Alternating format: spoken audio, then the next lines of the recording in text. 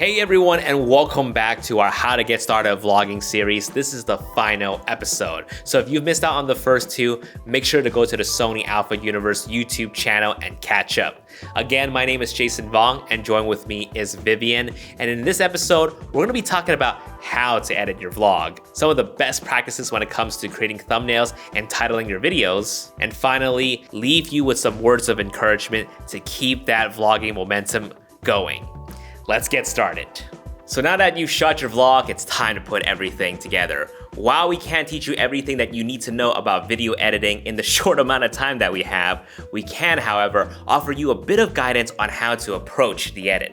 The biggest thing when it comes to editing is organization. The more organized you are, the more you can focus on the creative aspect of your storytelling. Start off by creating a folder structure within the project and importing the footage into the corresponding folders. For example, if you're doing a simple talking head vlog like what I'm doing right now, you can have a folder specifically for A-roll, all of your talking head clips, and a folder for B-roll for all the clips that you've shot to supplement what you're saying.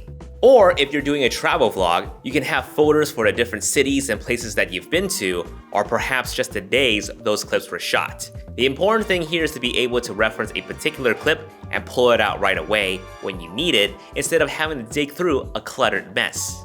Next, watch through everything that you've shot and start cutting all the raw footage down to usable clips. This will be particularly helpful for those who might not have the full story in mind yet when they were filming the vlog, and this will just give them a sense of what the story might be.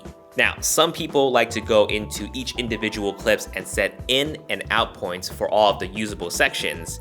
I, however, like to drag all of my footage into the timeline and trim out all the unusable parts like line flubs, poorly exposed shots, shaky footage, etc.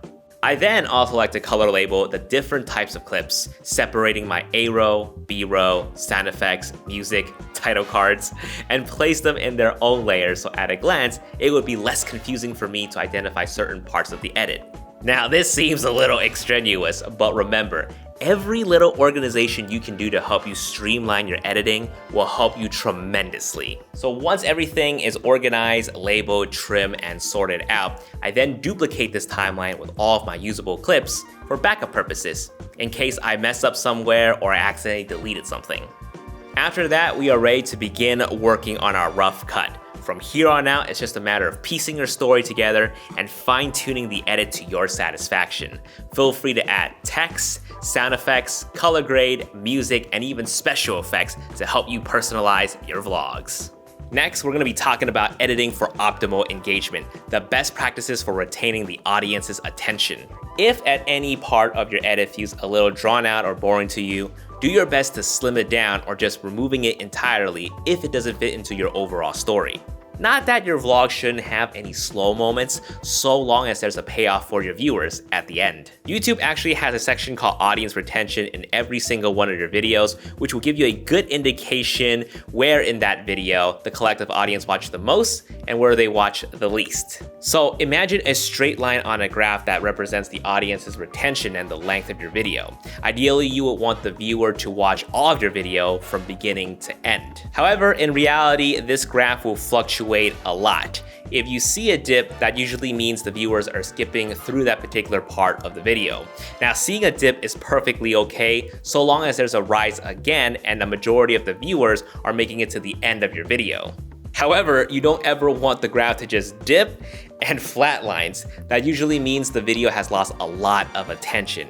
And when YouTube detects something like that, it'll be less inclined to push out your video to new viewers. On the flip side, if you see a spike, that means the viewers are specifically tuning into that particular part of your video. Usually they are rewinding back to it and watching it again. Make sure to pay attention to this and find out what and why your audience find interesting and try to replicate that in your next video. Now this is super important and can have a great impact to the growth of your channel, because the more watch time that your video generates, the more that YouTube will try to push that video out to new viewers. Remember when I said at the start of the series that your first few videos may not be perfect but can be a great learning experience?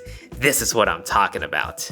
Your first few videos will give you a better idea on how to improve future ones. Now that we have a grasp on watch time, let's go over the best practices for titling and creating a thumbnail for your video.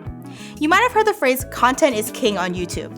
And while that is still true, nowadays how you package the content is just as important, if not more important, than the content itself. The secret formula to creating a successful vlog is a combination of a clickable thumbnail, an enticing title, and long watch time.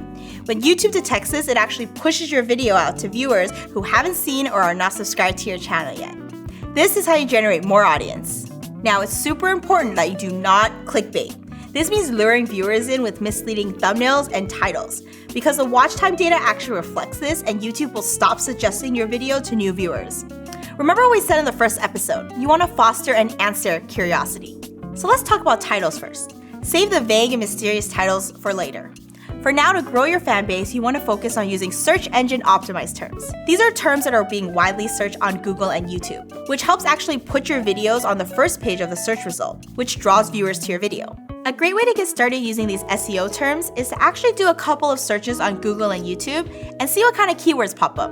For example, since our videos are primarily focused on camera tutorials, our SEO terms involve the camera brand and the camera model, like our videos on the Sony a6400. Next is creating a thumbnail. Because of how small the recommended videos are on the YouTube page, you want to make sure that your thumbnail is eye-catching and extremely clear.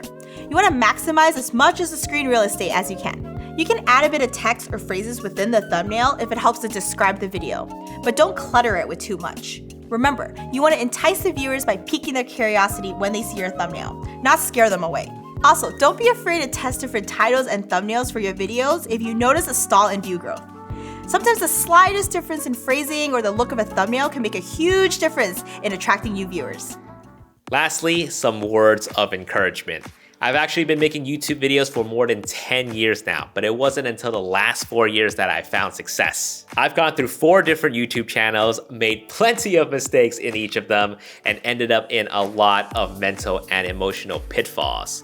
But the biggest lessons that I've learned out of doing all of this is to not focus on perfection. You see, unlike television and film, internet video thrives on that raw, authentic, realness content, that instantaneous connection with your audience. So it's okay if there's a blip in your edit, or if your footage was shot incorrectly, or perhaps the ending of your vlog may not have that ideal result that you were looking for. Because at the end of the day, just have fun with it. I can't emphasize this enough. Remember, if you enjoy the process of making the video, it will ultimately shine through, and you'll find that your audience is a lot more forgiving than you think. Just remind yourself that the audience is there to watch you for you and to have a good time.